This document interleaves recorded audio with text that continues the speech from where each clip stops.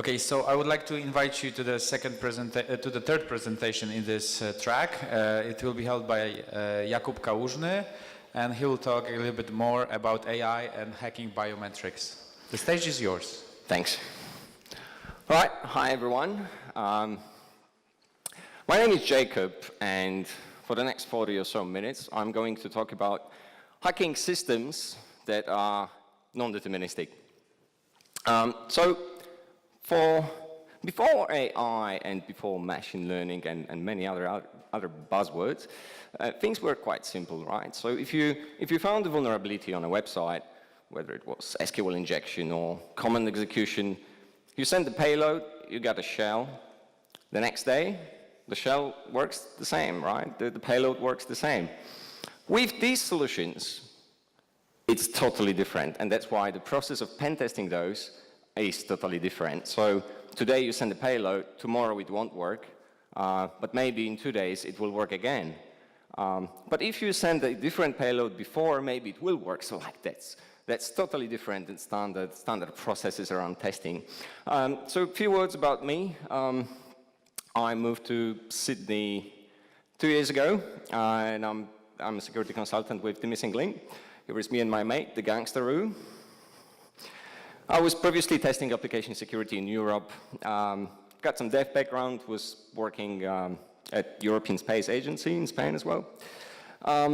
Sometimes I do have interesting projects, like bypassing man-in-the-browser malware detection, reverse engineering of proprietary network protocols, for example, in like Forex trading software. You know Forex?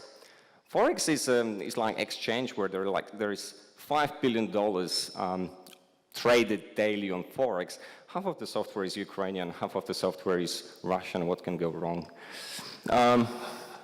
Enterprise solutions, Hadoop, so big data and the open source Apache software.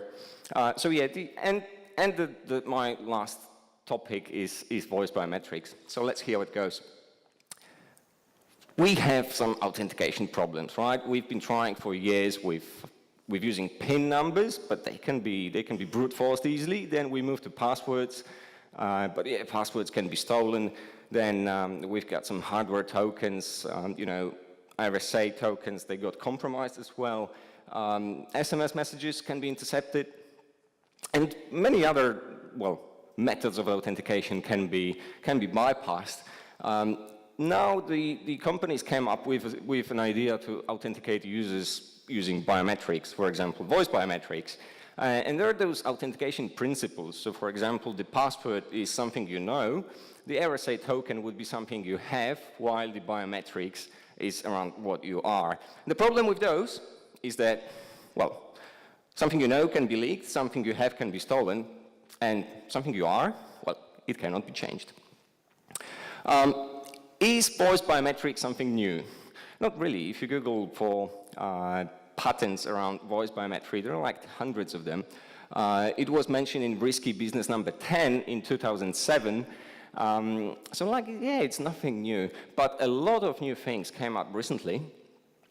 So this is some diagrams from the Google Duplex. Have you seen the video of Google Home Assistant organizing an appointment at a hairdresser or something like that? That's crazy. And then Baidu can clone somebody's voice just after a few seconds of listening to them, right? So that's a bit scary.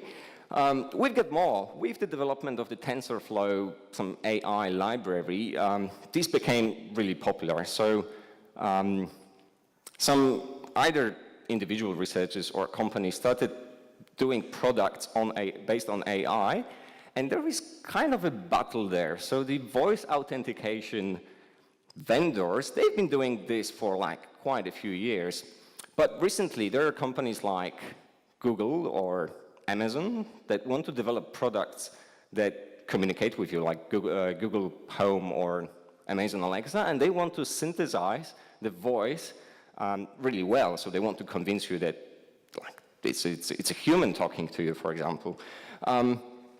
And those companies, they have teams that they're doing the opposite. So the voice authentication guys, they have AI data scientist team that are trying to develop a software to authenticate user, While voice synthesis is practically the opposite. It's spoofing the voice. So yeah, we've got, for example, the guys behind Lyrebird. They developed a software called ObamaNet. That's an AI solution to spoof Obama's voice, and on top of that, sync the lips of Obama. So that's quite scary. Well, there is the tacotron towards the end-to-end speech synthesis. There are like a lot of companies and groups doing something around voice synthesis and spoofing voice. You can actually download the Amazon Deep Voice library and just use it, just collect like a few hours of your voice. Say I can, for example, download my presentations on YouTube, and I generated my fake voice with that, and that's a bit scary. So then again, somebody developed software speaking like Kate Winslet. He just feeded his AI neural net a few hours of an audiobook read by Kate Winslet, and he transferred his voice into Kate Winslet, right?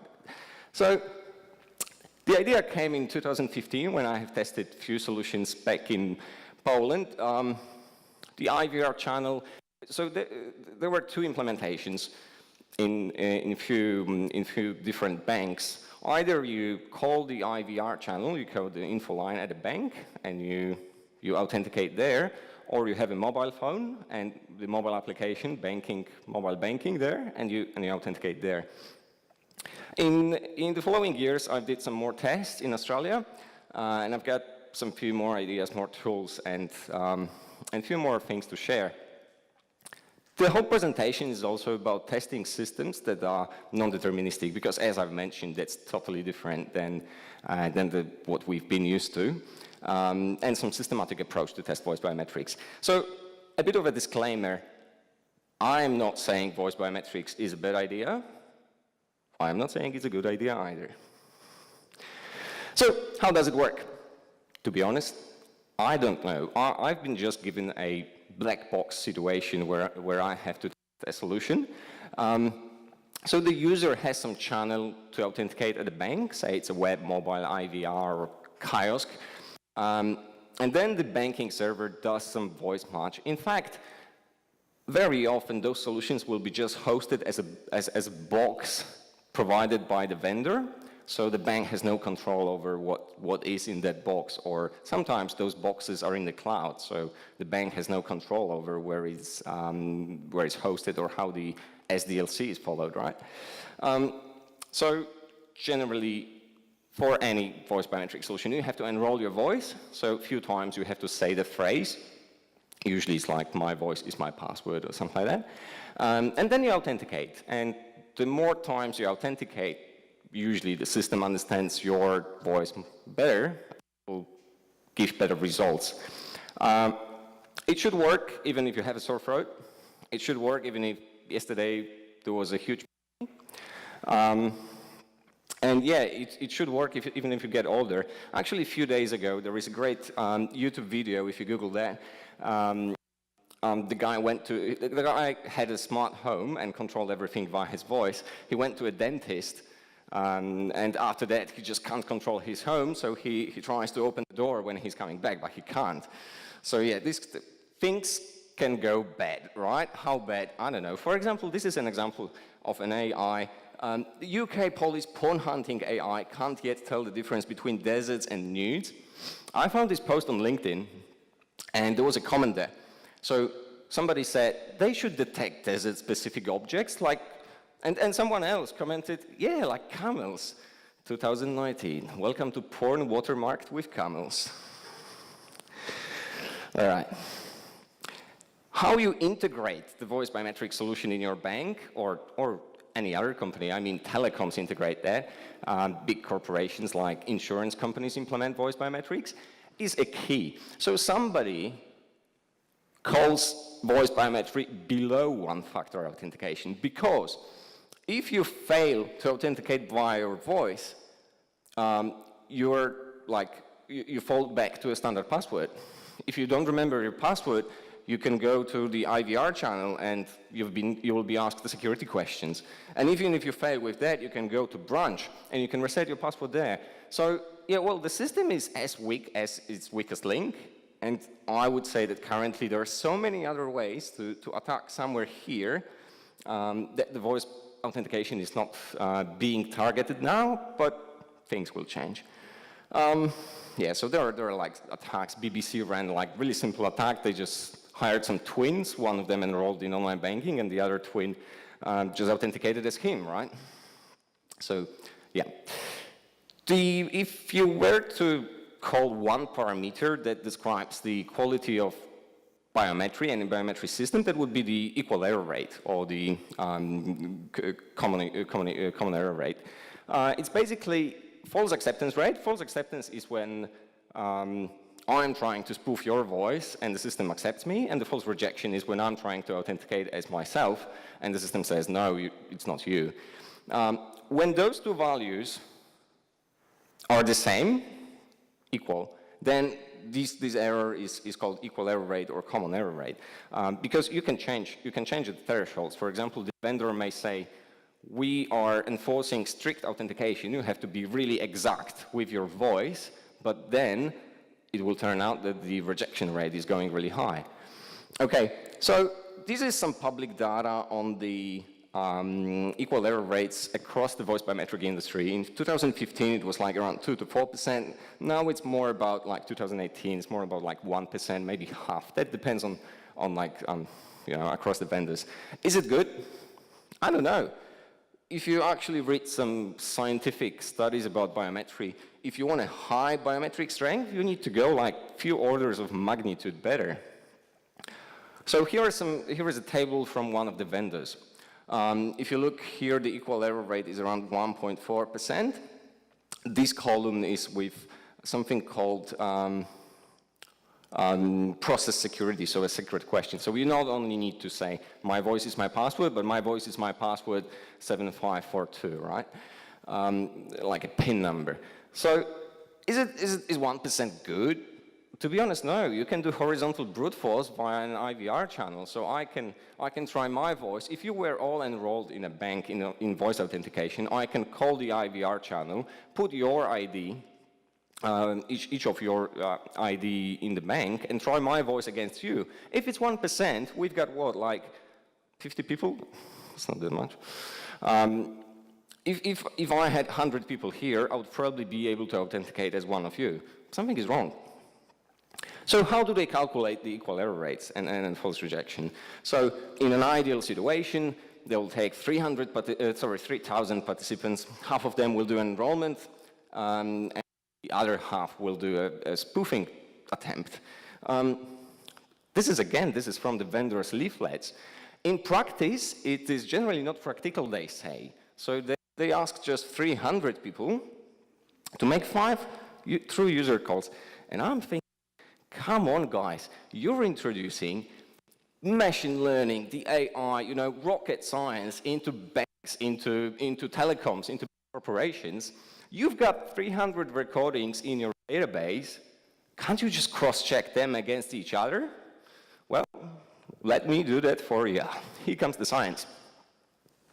So if you took a very simple voice biometric solution that only analyzed one parameter of voice, say it was a peak pitch of the voice. If you have the whole population, there is a thing called central limit theorem. If you have like a lot of groups of people and you put a graph on like how the peak pitch voice is across the population, it's more or less this. So there are a lot of people with average peak pitch voice, not that many people with a low voice, and not that many with high voice.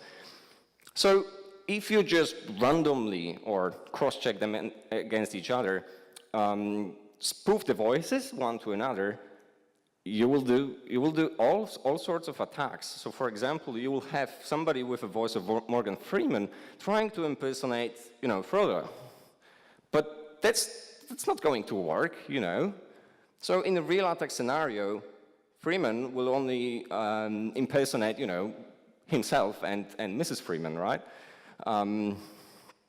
So if you are able to, during attacking the voice biometrics, if you're able to choose the attack to users more wisely, or your spoofed voices more wisely, and you just can change the false acceptance rate by like few percent, you're actually changing the whole equation, and you're doing a huge difference in your overall success rate. Okay, so few words about AI. This is some just random graph of like, how is AI doing now? So you may think that, yeah, it's that adorable, the funny robot can do monkey tricks, but in few months, there will be something different. Those solutions, they're slowly being developed by like huge group of scientists, and I think that soon in future, to hack AI, you will need an AI to design the test cases. And it will become the huge problem in the testing industry, in the pen testing industry, because pen testers, they're specialized in areas, even technical areas, but suddenly they will need to use AI to generate test cases, and no longer their actual knowledge about the background and the context will not matter that much, because you just need to generate test cases quick enough to not be covered by the change of thresholds. But currently, the answer, does it take AI to break your AI? The answer is no, and I'll show you a simple way of doing it. So let's do a quick threat modeling. What can you do with a voice authentication implemented at a bank, for example? You can do denial of service, of course, like in any other system. You can do some information disclosure. If I hack the bank server or the vendor server, I can, for example, dump the database of the voice prints. Usually the vendors say that they don't keep the audio recordings on the server, so they just keep the voice prints, the hashes of the voice. But believe me, during the development phase and the like first few months of the production implementation, they'll still keep the audio files. Authentication bypass, and this is something that I want to achieve today, and the attacks on the enrollment. So for example, during your enrollment, I can try to attack your phone to allow my voice authenticate as you. Few more ideas around authentication bypass. What can you do? You can do a replay from a recording. So you go to the other room and you say, my voice is my password. I've got a really great microphone and I catch that, right? You can do direct recording. If I have malware on your phone, I can record your voice perfectly. And this is like not detectable on the bank side. For example, if I can record your calls, you may think that you're calling the bank, but in fact you're calling my number, and you're saying my voice is my password to my server, then I'm replaying that to the server, and it can't detect the replay, because it's never been sent to the server, to the bank server. Okay, distant, a good microphone, and I'll explain what's a good microphone later. And the Snickers attack, anyone watched the Snickers movie from like 1980s? They just recorded few, like the guy saying few words, and then, changed the order, and they created one phrase, which was the authentication for the voice biometric system. You can do speech synthesis, and this is going to be a big hit on the voice authentication vendors, because simply, there are companies, especially Google, they want to prove that you can synthesize voice very well, and they want to prove that having a recording of someone saying something is not a proof at all. So we've got the integration. For example, you can exploit the audio codec that is decoding the voice recording, because it still needs to be sent to the server. You've got mobile API vulnerabilities. This is quite a common vector. You can abuse the process, and you can, like, for example, slowly feed malicious sample to the servers and trick that AI to respond with something different. What is a vendor-approved scenario? During the few of our tests of voice biometric systems, we told the vendor, yeah, we're going to hack your system. Okay, how many spoofers you're going to hire? Well, none. And horizontal brute force, they allow that. They will say, okay, that's approved. Anything else, they will call it, oh no, you did a cooperative attack. So, let's see. Oh, a few more attack vectors. There are IoT threats right now, right? So these are some cloud pets, and the MongoDB database with those recordings was stored somewhere in the cloud, wide open.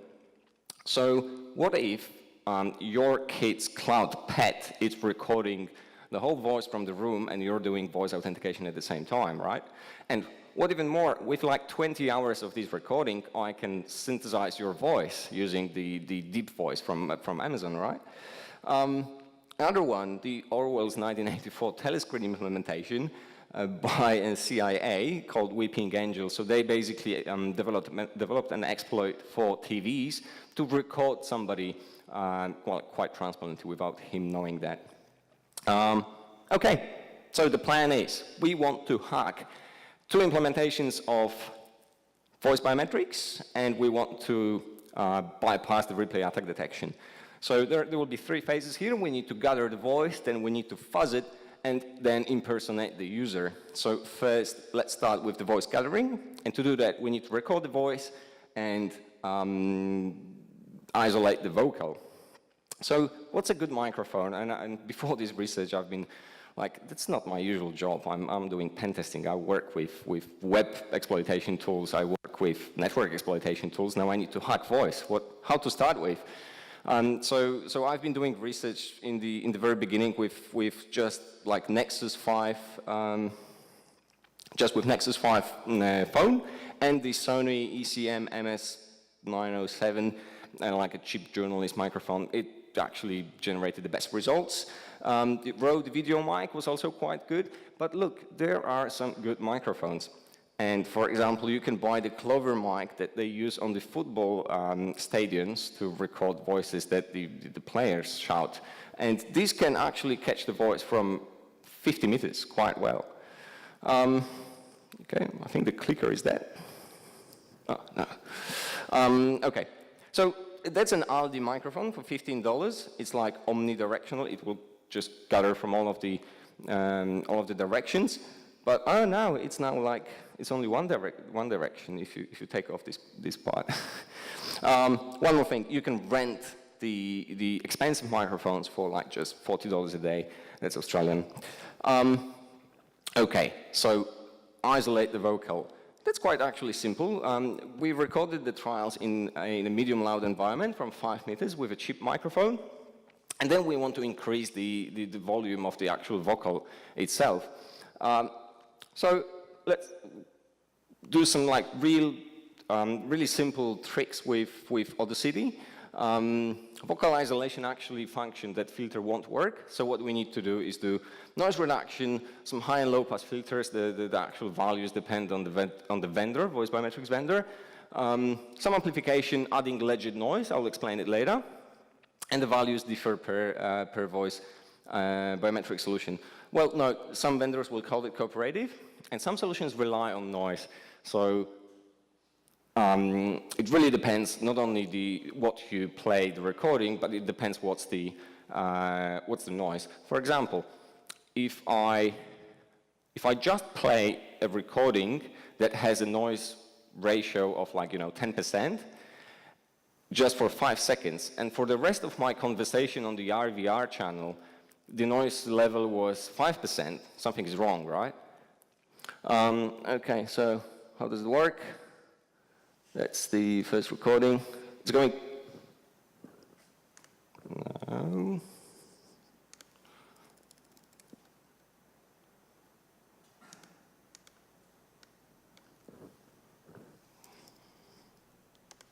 Just a second, I'm sorry.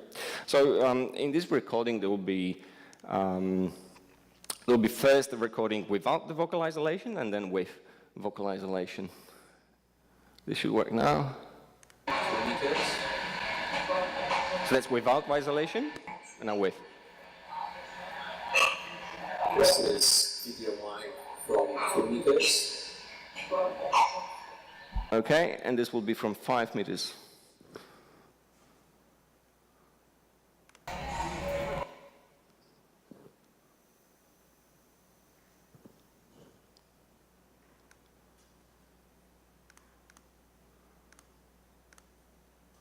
Well, all right, just believe me that the actual isolation works quite well. Oh yeah, no. quite quiet, right? And now.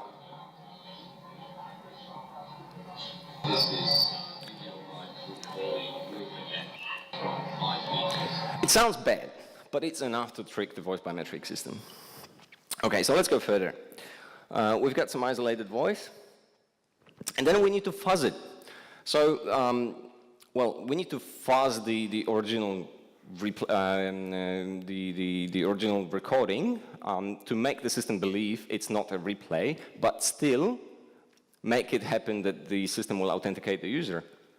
So we need to identify the thresholds. And so let's just imagine that the original recording is some wave, right? And if you just modify it a bit or play the same recording, it will be detected as a replay, right? So you need to modify it a bit more so that it's a correct authentication. But you can't modify it much because the system will say that it's unsure, please repeat, or the system will say it's incorrect. So I came up with just like really simple filters in SOCs, linear functions that are really good to bypass the replay detection while they will not change the actual spectrum of the voice, so the voice biometry still should be good. So a different level of noise reduction, 3 levels, I can actually play that. Authentication, my voice is my password. Authentication, my voice is my password. Authentication, my voice is my password. And yeah, then speed and few other parameters. Authentication. My voice is my password. Just believe me, after a few days, your colleagues will ask you to work from home. My voice is my password.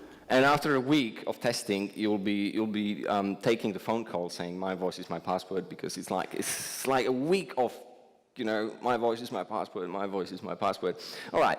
If you want to modify, fuzz the original recording and make all of these changes combinations, then you multiply like 3 by 13 by 9 by 4 by 3, and you came up to sums up to 38,000 recordings, which is like quite a lot.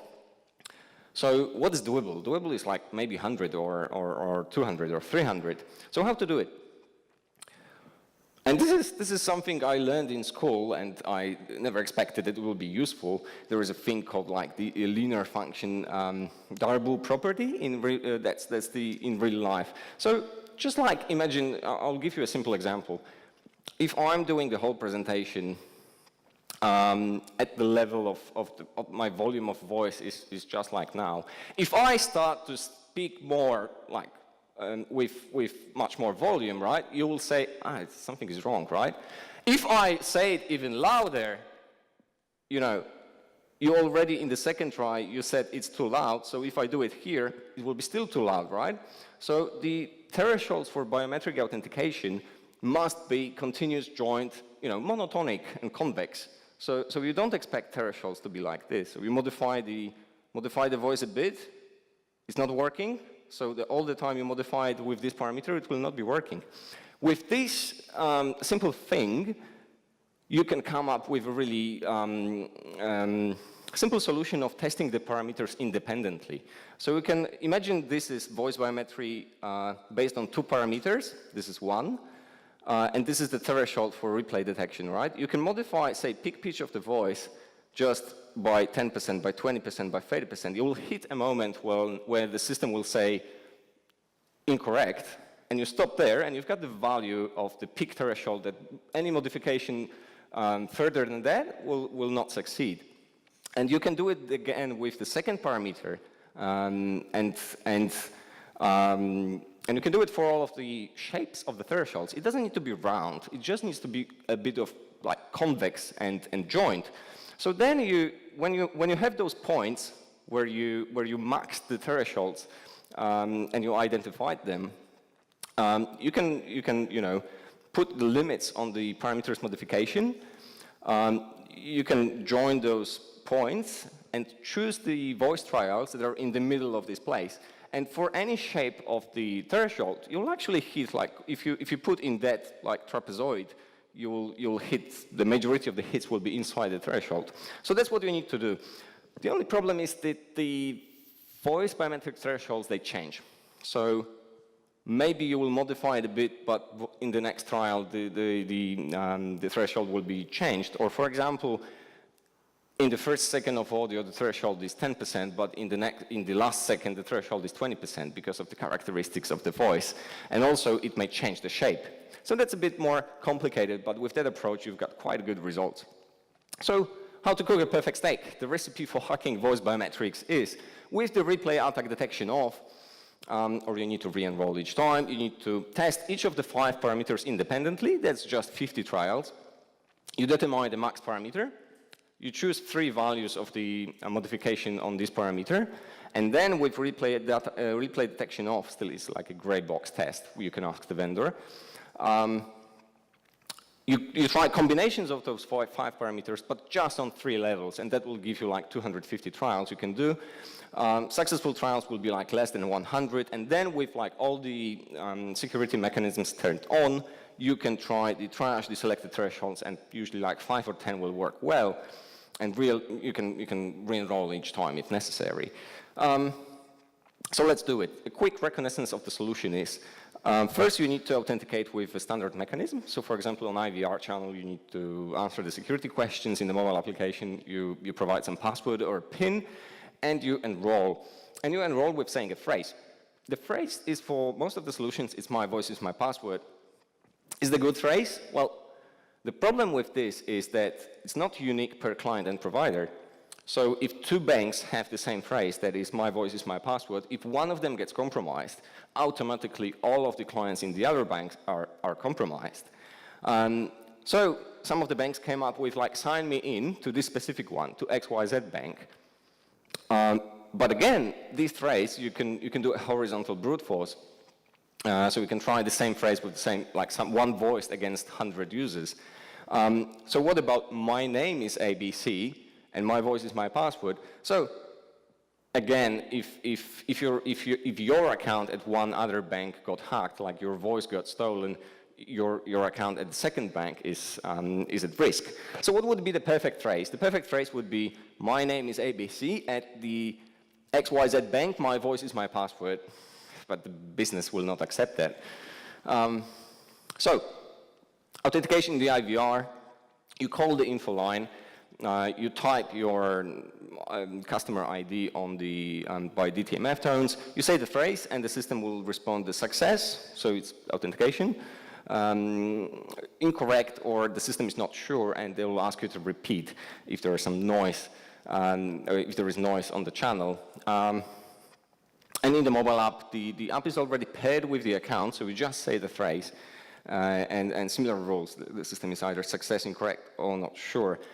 So with the mobile app, you've got no possibility of a horizontal brute force. So that's actually like, if you plan to implement voice biometric solution in your company, start with the mobile application and don't do that in the info line, because probably you will end up being attacked with a horizontal brute force. So the first challenge. You create some accounts, you enroll your voice, you authenticate properly, and you abuse the system in some way. And we found a way to abuse the system, like we bypassed the authentication. And the vendor said, no, this user had a weak enrollment. What's a weak enrollment? And they said, 30% of the users do weak enrollments. So that's not a vulnerability. So yeah, the other challenge, machine learning mechanism. So we did a test, and we've been testing the solution for a week, and the vendor said, a week is not enough. Most of the users will get attacked only after like half a year of using voice biometry, and by then they'll have like a perfect voice print of the voices.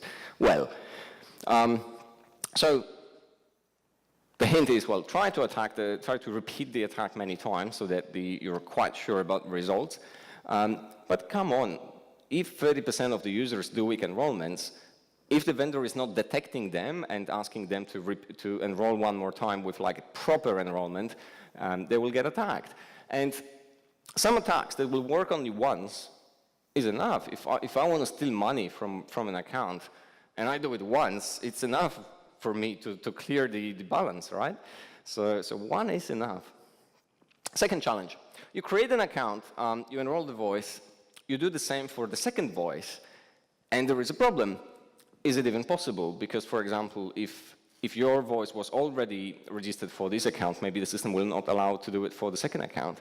And does it affect the replay detection? So maybe your voice trial will not get accepted because you already used that voice for authentications for other user. So the challenge number 3 is we need more voices. More challenges. You create an account and you've got some function, light modification, right? The system says incorrect. You try the same for the different voice. Say you try it on male and female, and it works. So the attack and the modification will work only on one voice, but not the other one, which is still vulnerability, but we need even more voices. So what I did, I didn't know where to collect the voices. There was some public database of voices for speech synthesis, but I just needed just like one phrase. So I was just walking around Sydney and asking people, I'll put it a bit further. Oh, no. And I've been asking random people, hey, can you say my voice is my password? And people were like, no. So then I changed the way. I said, I'm doing this university research. I was like a student. And can you say my voice is my password? This really helped me with my master thesis. And people were, yeah, look, mate, I also had problems with my master thesis. And they were all saying, like, all of the people were just saying, yeah, my voice is my password. So I could collect as many as I wanted.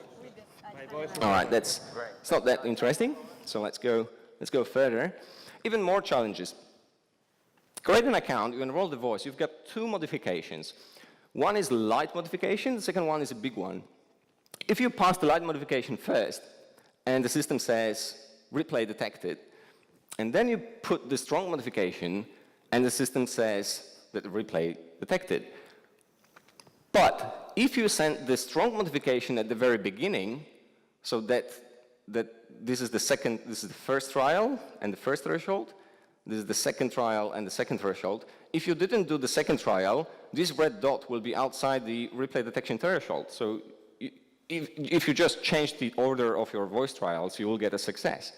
So the challenge number 5 is previous authentication affect future ones, and if you can, during your testing, turn off the learning mode, this will save a lot of time. Okay, process weakness, and this is actually one of the coolest vulnerability in one of these systems. They had problems with false rejection rate, so the false rejection was quite high. So what they did is that if the voice was unclear, if there was a lot of noise in a channel, they were saying unsure, please repeat. And in the third step, the threshold was much higher. I mean, it accepted more voice trials. So if you just send noise, a bit of noise in the first and second trial, and then put your attack in the third attempt on one call, it worked. Yeah. So yeah, different thresholds during one call. Maybe it makes sense to attack in the third attempt. The last challenge. You create an account, you have 2 functions, small and big. You send the strong modification to the system. It says success. Then you send a small modification many times, and it's always a failure. Then again, you pass the strong modification to the system, and it says incorrect, but not a replay. What happened? So different threshold during many calls. Maybe the system is detecting that it's being attacked. So it's changing the thresholds for all users because this bank is just targeted by voice spoofers, right? So just identify thresholds on mule accounts and then try them on the real accounts, right? All right, I lied. There is one more challenge. Create an account, enroll the voice, save the recording, you pass it to the server, you modify the vocal, but not the noise. You pass it to the system, and the system says the replay was detected. How this happened? So it turns out that some solutions detect replay attacks just by analyzing the noise. The noise can also be fingerprinted. So the hint is, well, generate a random noise each time and add it to the sample anyways. Okay, the aftermath is, well, more or less, we got a stable replay detection bypass for any kind of voice in a standard environment. So thresholds were set to normal, the false rejection rate was acceptable to business, because before our test, the vendor increased the thresholds for maximum security. Standard enrollment, well, it was like a medium loud environment, process got hacked. We had a bit of help from the vendor. I mean, we could ask for turning off the learning mode, but this is not helping us, I mean, finding the vulnerabilities. It was just not slowing us down. And there was no IDS. Multiple mule accounts were used for testing, but this is just time to generate and to have many voices for spoofing. Let's move to the third part, the impersonation, because just fuzzing the voices is easy. You just generate the samples, but then you need to send them. So you need to automate the requests. And for example, for the mobile, for IVR channel testing, I used Skype for Pi. It was not perfect, not fully automated. It allowed only one connection at a time. But it was good enough. It was good. It generated some variable noise. The noise was quite big each time. But like, is it bad? Not really. If it actually generated a random noise during each call. Any other voice over IP solution would be good. You can also like tap your mobile application. You can just connect it with a jack cable to your computer, then like remount the reprogram the audio input and output, so this could be also doable. Or write your whole spoofer in Skype for Pi. For the last test, I used Bash and Python and Pavu control. So I turned off the physical microphone. I redirected audio output to the Skype audio input, and vice versa. And A-Play talked to Skype while A-Record collected from Skype. So all good. You need to dial the DTMF tones for choosing the customer number, so that's easy. You just generate the right voice frequencies. Then you need to gather the responses. If you have an API, it's a mobile API, you just send the voice recording and the system responds yes or no. But on the IVR channel, it says authentication, rejected. So you can do the speech recognition like Pocket Sphinx, or there are multiple software for that. You can do the free or like non-free, the Google Cloud speech recognition or Amazon Alexa. Or you can do a simple trick that I did, which is I just calculated the length of the response. So like authentication rejected was like 2 seconds. Please repeat one more time was like 2.5 seconds. So a simple command in SOX to cut the silence at the level of 14%, it worked, and a few bash lines, and actually allowed to like cut the voice in right place, then isolate only the vocal without the noise, and I've got the length of the response with like 5% error rate. I got it quite well. So the process is, I take the next fast voice print and call the number, dial DTMF tones, place the voice print, collect the response. Depending on the response, I choose which voice print will go next, and I finish the call. And again and again and again, 300 times, and it worked. One bonus about like integration. One of the mobile app implementation was just a post message to the server, and you send the WAV file in the post body, and it had one parameter called F. What could be F? 44,100. Well, the frequency. So you could not upload a huge file, but you could upload a small file and put the frequency 1. It totally DOSed the system because the audio codec on the server side tried to convert a file. Probably there was just like some conversion from WAV to some other format. And it tried to like play 5-second recording 44,000 times longer. And the system was dead. Yeah, that's how I co-founded it. So if this voice biometric solution is implemented as a box, as a third-party box, who cares about the SDLC there? How you, as a client, whether you're like a bank, telecom, fintech, or other corporation, insurance, how can you guarantee that they are following SDLC? And what if they got pwned, right? So quite often, if something is implemented as a box, as a third-party library, there is a mend in the middle on those requests, while not in your standard online banking requests, right? So a good hint is that voice-authenticated sessions should be differentiated, and I've seen that few of the banks they allow only sending transfers when you are authenticated with voice, only transfers to trusted beneficiaries, and not to random people, right? So, quick summary. I always say a pen test without a threat modeling is a bug bounty hunting. Don't do that. Business assumptions, well, it will help you design the test cases. Example, when the thresholds are changed. Turn off the learning mode. Solution integrated in mobile apps require to be paired, and this is like the key. You can do horizontal brute force on IVR. You cannot do it in the mobile application if it's implemented correctly. Generally, well, voice biometric may be a good idea, but it should be tested thoroughly. I have a problem, and like, AI seems to be generally the future, but I don't know if that's the future of security. And yes, soon to break AI, machine learning solutions, we will need AI to design the test cases, and this is already happening. If you look, there is the whole AI village on DEF CON and a few other conferences, and people are actually harnessing AI to do malicious things already for malware. So prepare a rescue plan. What if your voice database gets hacked? And do you store the files there, the audio files, or do you just store the voice prints? What if those voice prints got leaked? What if other voice biometric solution gets hacked, right? At the other bank, what if those guys publish the tools and they work better than your voice biometrics? And like, this is already happening, but they didn't. For example, Lyrebird, you cannot generate any voice with Lyrebird. You need to first enroll the voice, so that's not like open source. What if a customer disputes a transaction that was authenticated with voice? And like, what if they have an alibi to not using the phone at the same time?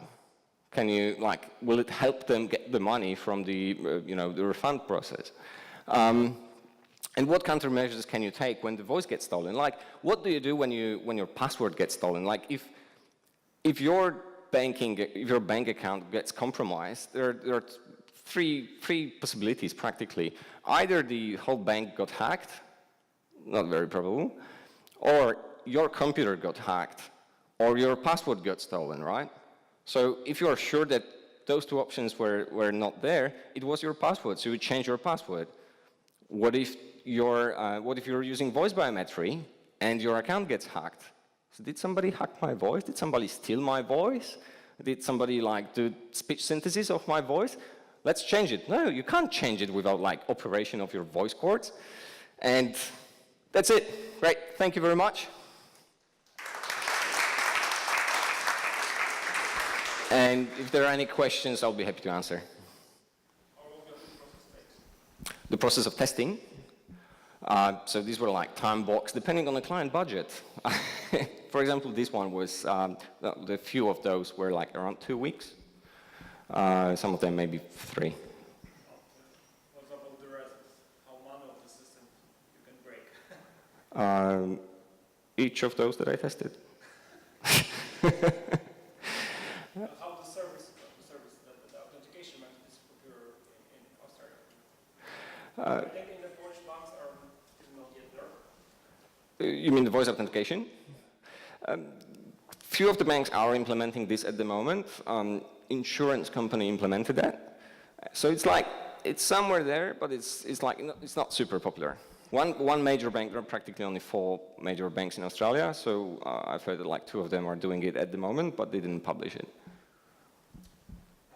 What would change if each user had a different phrase? This will change a lot. If you can choose your own phrase, you can choose it's practically as password plus your voice, right? You not only need to synthesize the voice, but you need to know the phrase, the secret phrase. The only problem with that is that those solutions work the best. The error rates are the best if the phrase is the same for the whole population. So they don't want to do it, but this would be the best.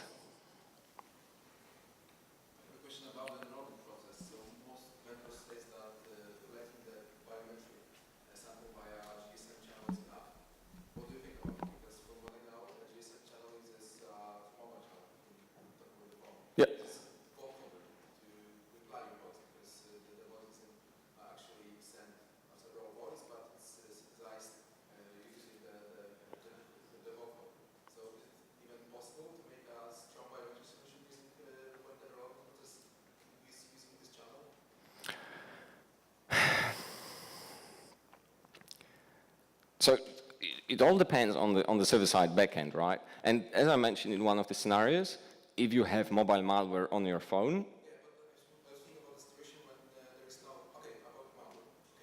so if there is mobile malware on your phone, no matter how good is the voice biometric on the server side, you can just like, it's just like with the web fakes for phishing. So no matter what is there on the server side, you can cut the user from connecting to the bank, you can copy his voice and then use it for the session.